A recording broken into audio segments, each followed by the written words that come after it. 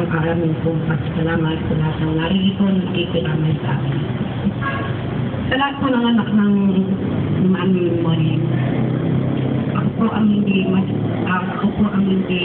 masasabing malapit sa kanya, na ibig po sabihin malapit, hindi po kamukha ng iba kong mga kapatid na nakakapag-gambing sa kanya. Ako po kasi, hindi po ako demonstrative.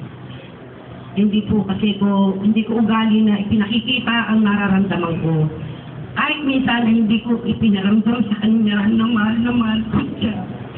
Pero alam mo, mahal ko po. Pero naramdaman po niya yun sa sandali na kanyang buhay na mahal ko po siya. Hindi lang po ako mahilig magsalita.